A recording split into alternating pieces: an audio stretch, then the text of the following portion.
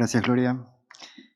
Muchas gracias al comité por la invitación, gracias a Marianne, gracias a Dayan y a Silvia Bakes por esta presentación. Y yo los voy a introducir en la experiencia que tenemos dentro del Hospital Garrahan. Y cuando me dieron 10 minutos para hablar, dice, ¿qué digo en estos 10 minutos? Y me voy a tratar de comprimir y con las charlas que tuvimos introducir un poco todo lo que venimos hablando. El Hospital Garrahan, para introducirlos dentro el hospital, acaba de cumplir 35 años, es un hospital muy joven, es el hospital pediátrico más importante de Argentina. Es un hospital que cuenta con más de 500 camas. Dentro de esas 500 camas tiene 127 de terapia intensiva, por lo cual lo hace un hospital de alta complejidad. Tiene 4.000 empleados, o sea, piensen que es casi una ciudad. Y el manejo es totalmente interdisciplinario. La característica de este hospital está dentro de la ciudad de Buenos Aires, está en la zona sur, en la zona de Parque Patricios, tiene muy buen acceso. La característica de los pacientes que tenemos no son prácticamente de la capital federal, son prácticamente del Gran Buenos Aires, principalmente del interior de Argentina, desde Salta a Tierra del Fuego, y también tenemos muchísimos pacientes de Paraguay y de Bolivia. La característica también de este hospital es que estamos a tan solo 7 cuadras de la maternidad Sardá. Esta maternidad es la maternidad que tiene más nacimientos en el país, por lo cual apenas nace un bebé, vienen con la incubadora y es recibido en conjunto con neonatología en nuestro servicio. Nuestro servicio cuenta con todas las especialidades.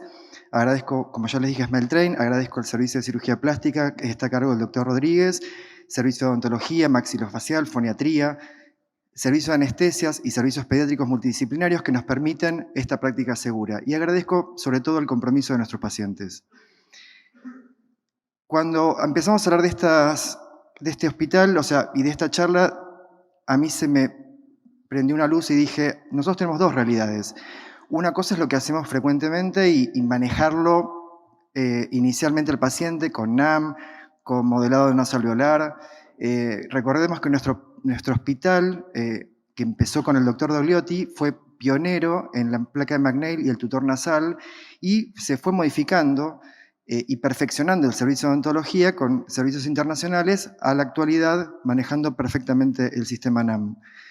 Nosotros tenemos bastantes pacientes con consulta prenatal y acá asocio a la charla que hablaba Martín recién, que creo que acá empieza la comunicación justamente a los padres, que tenemos que ser muy certeros en lo que le vamos a explicar y qué tipo de pacientes pueden tener y qué proyección. Nosotros tenemos que ser seguros, tenemos que ser claros, tenemos que ser precisos en los procedimientos que van a tener sobre ese paciente y darles esa seguridad para que ese niño tenga la suficiente contención de sus padres. Si sus padres están tranquilos, estando dándole nosotros esa seguridad, vamos a provocar en ese niño una buena relación. Con respecto a la consulta prenatal, cada vez, como les dije, es más frecuente y el manejo obviamente es de un inicio interdisciplinario. Inicialmente los pacientes cuando llegan, obviamente se los maneja desde la parte foniátrica, desde la parte fonoaudiológica, odontológica, se controla en la primera consulta la alimentación, el peso, en conjunto con pediatría. Al ser un hospital de alta complejidad también tenemos pacientes que tienen grados de comorbilidad, pacientes que nacen con problemas cardíacos, pacientes con un pulmón, pacientes polimalformados, lo que nos hace esta característica de tener pacientes que entran dentro de otro protocolo. En la segunda consulta, los pacientes que llegan de primera vez sin comorbilidades, a la semana de la primera consulta, ya nosotros le reservamos un turno quirúrgico, ahí se confecciona desde odontología el NAM, el modelado nasoalveolar, y desde fonoaudiología se controla el crecimiento de la alimentación. Un ejemplo de un paciente que comenzó con tratamiento NAM, no es lo mismo obviamente comenzar o tratar a un paciente arriba, operarlo así, que operarlo desde la otra situación ya con un tratamiento NAM. Pero tenemos muchos pacientes, y no son pocos, que vienen fuera de protocolo, que son aquellos pacientes que no tuvieron un tratamiento ortopédico, que quizás tuvieron mayores tratamientos otros tratamientos quirúrgicos que no fueron los correctos, y aquellos pacientes que son secuelares. A pesar de esto, estos pacientes entran también dentro de otro protocolo para definir qué es lo mejor y qué es la mejor opción para tratarlos, tratar eventualmente el paladar, corregirlos con ortopedia prequirúrgica para centralizar esa premaxila y llegar a esos resultados. Otros pacientes que llegan sin tratamiento prequirúrgico. Otro paciente, por ejemplo, había sido operado en el interior del país con una técnica que muchas veces no sabemos, no tenía continuidad orbicular, y tenemos que definir cuáles son los tratamientos quirúrgicos. Que esto obviamente va a depender del expertise y del grupo de cirujanos plásticos para definir cuál es la mejor oportunidad quirúrgica. Otro paciente operado, fíjense acá la característica, tenemos esto, la columela no tenía surco vestibular, acá tenemos que rehacer todo el vestíbulo.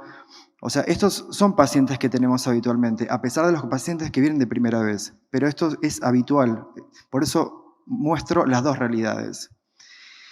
Y estos pacientes, ya sean operados en tiempo y forma, son controlados a las 48 y 72 horas, a la semana se los cita para el retiro de puntos, luego se los cita al mes, cada 6 meses, y luego, después del año, cada 6 meses, o anualmente. Esto va a depender del cirujano o del tipo de cicatriz, cómo va evolucionando ese paciente. Los controles evolutivos por parte de fonoaudiología son a las 48 y 72 horas para ver la corrección y cómo va alimentándose el paciente, a la semana y luego al mes posoperatorio. Y el control odontológico se hace al mes, a los 6 meses y al año posoperatorio. Con respecto después de los controles anuales, un poco como les decía, va a depender un poco de cada paciente. Y el seguimiento, como tenemos muchos pacientes del interior, hay seguimientos por videoconferencias.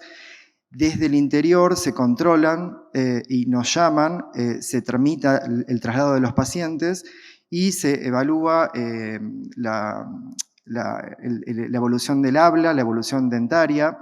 Si bien en nuestro servicio tenemos servicio de odontología, no hay tratamiento de caries en sí, sino que se hace el tratamiento ortopédico y eventualmente el tratamiento ortodóntico.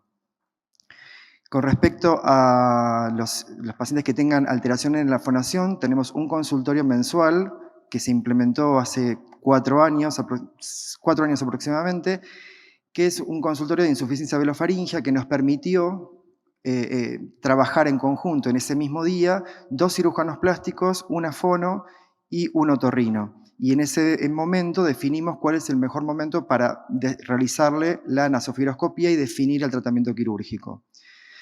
También tenemos consultorio de cirugía maxilofacial, donde se hacen las preparaciones prequirúrgicas para las cirugías ortognáticas, planificación 3D con modelos virtuales.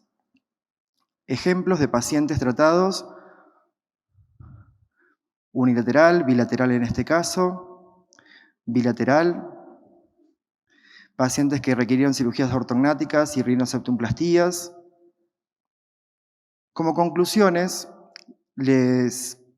todo paciente que entra en protocolo, entra con protocolo NAM, se hace la rino y queloplastía entre los 3 y los 6 meses, el paladar entre el año y el año y medio, el control de la fonación y de la arcada dentaria, el tratamiento de fístulas si los hubiera, luego definir la insuficiencia velofaringea y su tratamiento, el control odontológico y ortodóntico en el tiempo, definir si vas o no a cirugías ortognáticas y por último, si no se hizo en ese momento la rinoseptumplastía, sería la última cirugía. En aquellos pacientes que no entraron en protocolo, aunque no han tenido modelado nasoalveolar, también se operan, tratamos de operarlos en tiempo informe entre los 3 y los 6 meses, el paladar entre el año y el año y medio. Los pacientes mayores sin tratamiento quirúrgico se hace una cirugía primaria, palatoplastía y luego una rinoqueloplastía. La cirugía comando, si bien es muy discutida, en algunos casos depende de cada paciente y del medio social. Definimos el tratamiento de esta premaxila y con tratamientos ortopédicos previos. Los pacientes con secuelas de flap los evaluamos individualmente y los sindrómicos serían un caso aparte. Como conclusiones, debemos tener protocolos de trabajo, cumplir los algoritmos quirúrgicos, siempre trabajar en equipo, adecuar cada técnica a cada paciente.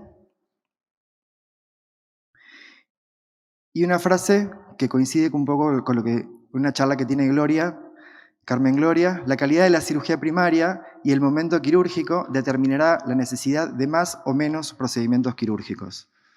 Muchas gracias.